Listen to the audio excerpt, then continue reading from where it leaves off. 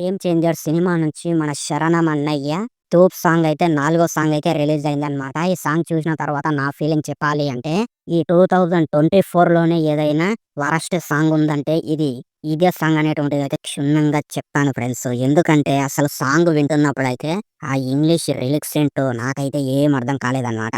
దీనికన్నా 'రామచ్చ మచ్చ' సాంగ్, అలాగే 'జనగండి' సాంగ్ అన్న నయ్యం ఉంది, కానీ ఈ సాంగ్ మాత్రం వింటున్నప్పుడు అయితే నాకైతే 'బ్రోస్లీ' సినిమాలో ఈ సాంగే గుర్తుకొచ్చిందనమాట.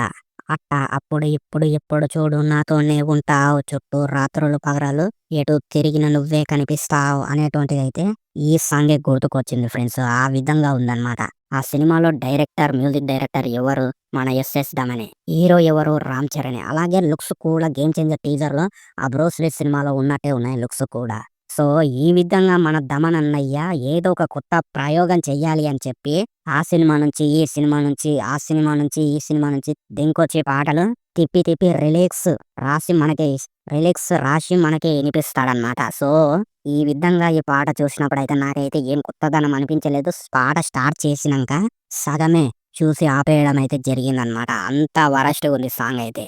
బేసిక్‌గా 'ఎస్ఎస్ శంకర్' గారు అసలు ఆయనకి దిమాగ్ ఏడుందో ఏమో తెలీదు, కానీ దమనన్నని తీసుకోకుండా మ్యూజిక్ డైరెక్టర్‌గా అనిరుద్‌ని తీసుకుంటే ఇంకా బాగుంటుండే అనేటువంటిది నేనైతే అనుకున్నాను ఫ్రెండ్స్. ఎందుకంటే మన దమన్ అన్నయ్య అయితే వేరే వేరే సినిమా నుంచి దెంకొచ్చే పెడతాడు గానీ, ఆయన సొంత క్రియేటివిటీ అయితే సాంగ్‌లో అయితే ఎక్కడ కూడా ఉండదన్నమాట. అండ్ సాంగ్‌లో ఏదైనా బాగుందిరా నాయనా అంటే 'రామ్ చరణ్' అన్నయ్య లుక్స్ బాగున్నాయి. అలాగే సినిమా రిచ్‌గా అయితే కనిపిస్తుంది. అలాగే విజువల్స్ కూడా చాలా అంటే చాలా బాగా కనిపిస్తున్నాయి, కానీ సాంగ్‌లో మాత్రం పాస్ అయితే లేదు ఫ్రెండ్స్. నేను ఈ విధంగా 'ఎస్ఎస్ శంకర్' డైరెక్షన్‌లో వచ్చినటువంటి సాంగ్‌లు విన్నాను.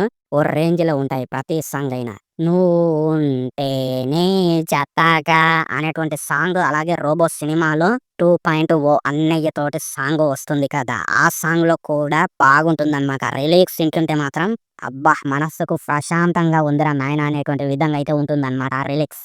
'ఎంత్రోడా ఏంత్రోడా ఏంత్రోడా' అనేటువంటి సాంగ్. సో, ఈ సాంగ్‌లో నేను ఎక్స్‌పెక్ట్ చేస్తే ఏదేదో నాకి మంచి మాటలైతే రావు ఫ్రెండ్స్ తమన్ అన్నయ్య మీద. సో, ఈ విధంగా మన 'శరణమన్నయ్య' సినిమా ఫ్లాప్ అయ్యేటువంటి ఛాన్స్ ఉంది అనేటువంటిదైతే క్షుణ్ణంగా చెప్తానన్నాను ఫ్రెండ్స్. ఇది ఏ విధంగా అంటే, టీజర్‌లో చూసుకున్నట్లయితే పెద్దగా ఎక్స్‌పెక్టేషన్స్ అయితే ఏం లేవు. ఆ ఎడిటింగే తీసి హైలైట్ సీన్‌లే పెట్టారు తప్ప, టీజర్ చూస్తున్నప్పుడు కొత్తదనం అనేటువంటి ఫీలింగ్ అయితే ఎక్కడ కూడా కలగలేదు. అదే విధంగా ఈ సాంగ్‌లు కూడా ఆ విధంగానే ప్రూవ్ అయితున్నాయి.